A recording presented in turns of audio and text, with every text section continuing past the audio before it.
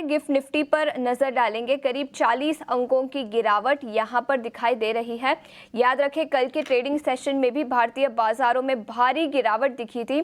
करीब 550 अंकों की गिरावट निफ्टी पर दिखी थी। 25,250 के पास निफ्टी बंद होता हुआ नजर आया और आज सुबह भी कमजोर ओपनिंग के संकेत निकल कर आ रहे हैं। करीब 50 अंकों की गिरावट के साथ 25,420 के पास गिफ्ट निफ्टी।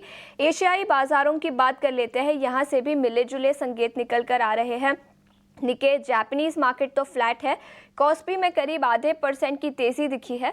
और याद रखिए, चीन के बाजार 7 अक्टूबर तक बंद रहेंगे गोल्डन हॉलिडेज के चलते। लेकिन अपने बाजारों की बात करें तो करीब 50 अंकों की गिरावट आज के ट्रेडिंग सेशन में ओपनिंग में दिखाई दे सकती है। इसी के साथ अमेरिकी बाजारों के संकेत पर भी नजर डाल लेते हैं। कल अमेरिकी बाजारों में भी गिरावट दिखी।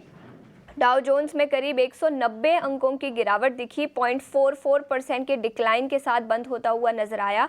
नैस्डैक में भी गिरावट और S&P 500 0.2% की गिरावट के साथ बंद हुआ। कंज्यूमर गुड्स, बेसिक मटेरियल्स और हेल्थ केयर, इन सभी क्षेत्रों में अमेरिकी बाजारों में कल गिरावट दिखी। और कुछ स्टॉक्स की बात करें तो बोइंग के शेयर में करीब 1.5% की गिरावट। 52 वीक लो लेवल्स पर बोइंग कल ट्रेड कर रहा था। इसी के साथ याद रखें, लेबर मार्केट का डेटा आया जो काफ़ी कमज़ोर था। जियोपॉलिटिकल टेंशन्स है मिडिल ईस्ट के चलते, उसका भी इम्पैक्ट अमेरिकी बाजारों पर दिखा।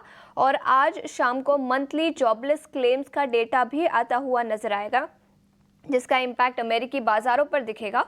और सोमवार को भारतीय बाजार भी उस पर रिएक्ट करते हुए नजर आएंगे। इसी के साथ यूरोपियन बाजारों पर भी फोकस कर लेते हैं। यहाँ पर भी कमजोरी थी। फिट्सी करीब 0.1% की गिरावट के साथ बंद हुआ।